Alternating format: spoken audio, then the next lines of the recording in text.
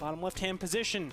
As the blue Zerg, we have Gamma Bear Sen, hailing from Taiwan in the top right-hand position. As the green Terran, we have FXO Strelok. He is representing Ukraine. One of, actually, two players that have known each other's styles for quite a long time. That's important to note. Both these players are Brood War players, and they met up several times in the Brood War scene. Strelok has, actually, both players have retained their styles. Sen was always that, you know, macro player in StarCraft 1. Strelok was always that timing player in StarCraft 1.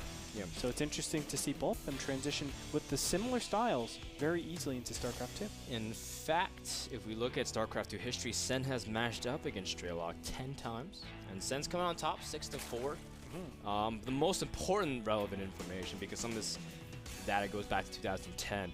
But NASL Season 2, Sen went up against Strelok as well and beat him 2-0. Yes, he did. It was different maps, but nonetheless, they're very familiar with each other's styles, and you can see Sen was, I mean, he's able to play it. He didn't really have to scout that much, trusting that Strelok was going to go for very standard openings. That's what Strelok does, as he is a very strong master of preparation. And it was interesting because Strelok suffered his first defeat in NASL Season 2 to Sen. Since then, I mean, Season 1 was almost flawless. He only lost once, I believe. And then Season 2, he was pretty good. I think he went 6-0 and then, or 5-0, and then lost his next 3 matches. So very tough for him, or 2 matches, something like that. But Strelok, you know, showing that he's mortal in these seasons after going on a very long winning streak. I mean, he did so in Season 3 as well.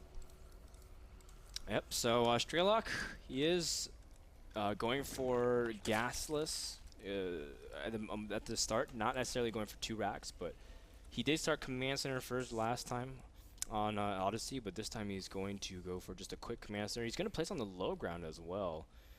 Very, very ballsy, but nonetheless, Sen does get his Overlord 2 Scout. Now, if you guys are just joining us again in the middle of the broadcast, this is Antigua Shipyards, and we explained it earlier in the Hug vs. Vibe series, but we have changed this map. The minerals and gas patches are different in the middle of the map, especially in TVZ. Very important it was for Terran to take the center of the map and just really make a... How would you describe it? Close the gap for pushes, right? It was making it too easy for Terran to push from the center to Zerg bases. And so we changed it a lot, Andre, and I think the map's been a lot better for that. Yeah, the position was just fantastic for Terran.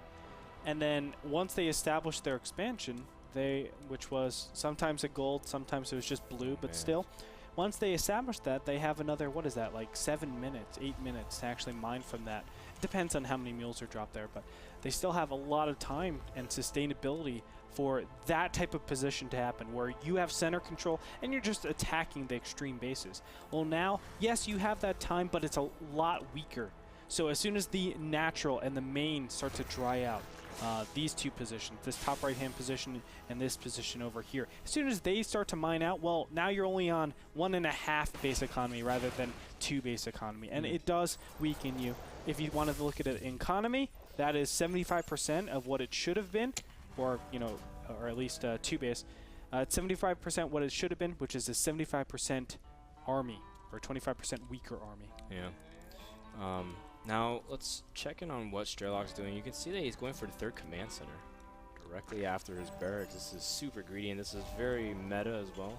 Normally, you see the expected double refinery.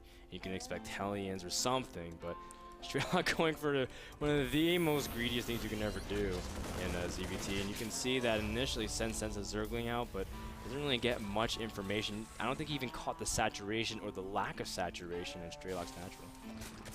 Which is to be expected. I don't think there should be any saturation at 6 minutes into the game. So no real huge tells that Sen was capable of doing. Now, Sen is also playing it very greedy, taking the 3rd base over here very fast. It was actually the same, kind of the same time as the Orbital Command Center over here. It will give Sen a lot of different options. But I do want to mention one thing. He hasn't gotten gas for a very long time. This does delay a lot of map control, so he could potentially be in a lot of problems if there was some sort of Hellion Marine pressure off of 2 base, but of course we know it's different. So Sen doesn't know this, but he's actually a lot safer than he thinks he is. Right now he's actually scared of a lot of different builds. I mean, there's nothing really that Strelok can do aggressively. He's got 4 Marines, and that's it. He's making his first 2 Hellions out into the map, and this, of course, is directly because Strelok knows he can play greedy against Sen. Sen plays greedy as well. Of course, Sen is capable of mixing in all-ins once in a while, but Sen's not known to do that. You can see he's droning up very comfortably as well. Gonna hit up to 60 momentarily. Strelok getting stim and a couple more barracks, and again, this Overlord Scout not really revealing much here for Sen. He sees the refinery, and he saw another barracks finish up, but he might have seen the orbital command centers floating over, by the way. The Zergling died right as the orbital command center floated over. I don't know if he had that, like, the remnants of no fog of war. You know what I'm talking about, when a unit still dies, but you kind of have. Yeah, like the momentary split second where you can watch the units or whatever is floating above it. But I think Sen's not worried about that. He's trying to see if he can pay attention to these Hellions and the 1 SUV, which of course is the most threatening part of that composition attack. Now, look at this. What has Sen seen so far? 4 Marines and a couple of Hellions. He knows his opponent is capable of doing some sort of Banshee plus Hellion opening. So he has made Spore Crawlers. I love this decision by Sen. It's so safe, and you know, it really shows you what a strong player he is. Now, of course, we know Banshees aren't coming out, but it just shows you that, yes, my opponent is capable of doing that, as we've seen in game number 1. Let me go ahead and defend against that in case of emergencies. And we see that Strelok, the first unit, once again, he's getting out his Viking just to clean up Overlords. You can see the Marines also trying to push back Sen's Overlord, but he sees the 3rd base, so Sen knows exactly what he's up to. Just going to continue droning. Finally getting a layer here for Sen, so what will he choose to do at this point in time? He's doing a very similar thing to last time, and on Antigua Shipyards, Ling Ultra Infestor is very strong. We've seen a lot of players dominate with this kind of style. Stefano in NASL comes to mind. Zenio loves doing that kind of style as well as AVT. And I think if Sen leans towards that style and the way he's been droning up and getting everything up comfortably, Strelok's not able to do any kind of pressure whatsoever. Is it really wise to leave Sen alone this long a time? I would say, I don't know. It's difficult to actually say because both these players are just figuring out exactly what they are doing.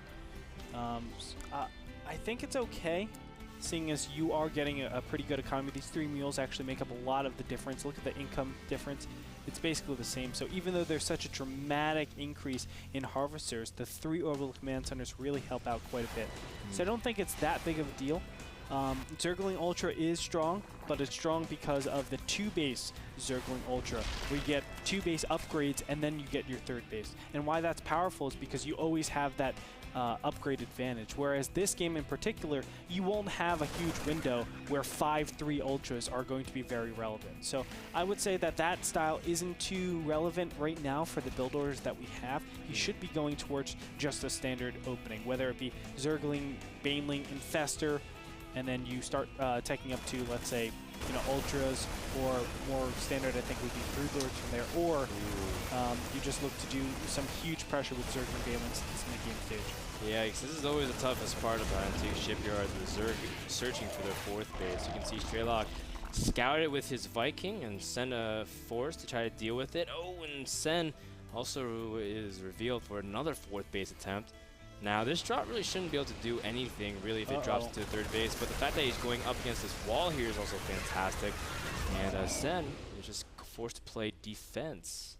But I think he's going to be okay. Yeah, he's good. And this very style is the reason why we see a lot of players going to Spire Tech at this mid-game, just to defend against Medivacs, to be able to clean them up so their opponents don't have this continued amount of aggression. A couple of Marines will just poke in and try to kill as many creep tumors as possible. The Marines are going to get in at this 4th base over here and clean all of them, all of the Zerglings up. That's going to be so beneficial for Strelok because he's going to remove the 4th base. This base was actually canceled. I'm not sure why, but Sen is going to lose any hope of getting a 7th and 8th gas. And through all this, look at this. Strelok has a 2-2 timing geared up. Well, his 2-2 has been pretty severely delayed. It's been a long time since he started. You can see Sen has almost 2-2 finished, giving him actually a really strong blow now that Infestors are out to the field. Oh, and the Medivacs are floating straight above the Infestors. Nope, they're just going to chill. He's just going to relax. Yeah, you don't have enough fungal energy to actually deal anything. so he's just going to give that up. That's all right. Another day. Your time will come. Yeah.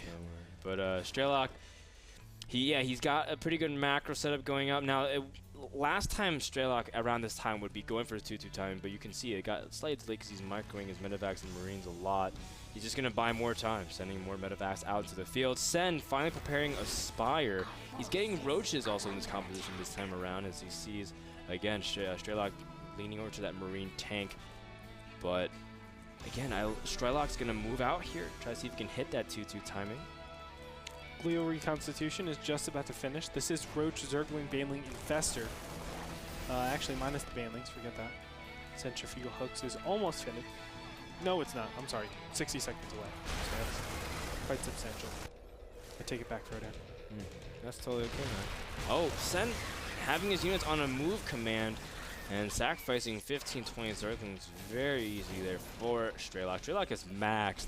And 2-2's finally about to hit. Now, Sen has a 1 Infestor. Try to see if he can hold off and delay the push. Fungal could have been the biggest fungal of your lifetime. Oh, and Sen does manage to land it on one of them, but does whiff on another. Banelings do snipe a couple of units. Sen going to try to go for a counter attack because this position from Strelok is just too hard to remove himself from. And now Strelok has to just defend back at home, and he's good to go. The Roaches take a huge hit to the face from tanks, and with that, Strelok's able to shut down this base. And if Strelok can just keep Sen to 3 bases, he is going to be sitting very well off just because Sen's going to run out of ability to really Sen really mispositioned this. I'm really confused about his actions overall. A lot of times, I mean, Roaches are not supposed to, come up the tail end. They're actually supposed to lead the way, take the initial shots, and then the Zerglings come in so they don't get mutilated toward to the tank fodder. But as you can see, another drop comes in here and will be able to do a significant amount of damage to Sen, considering he doesn't have a lot of bases. Yeah.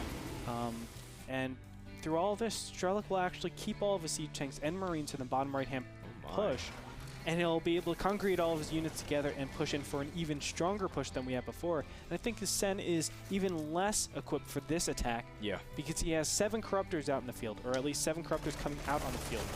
And that's a lot. That's 14 supply that's not going to be able to have any sort of relevancy in this attack. I've just been realizing that Strelok's been targeting the queens, and during this whole time, Sen's been on 1 queen. You can see he's running low on larva, and he's not even really to make that many units. You can see the Zergling trying to go in with the fungals, but there's just so many Terran units. Look at all of these tanks in fantastic position. Now, a lot of Marines did, in fact, die, but that won't matter because there's just no confrontation ability power from Sen. He's making his Brewlords, but this is a great timing. And you can see that Strelok had this map planned out very well. Keep Zerg on 3 bases while he's able to execute a very strong push.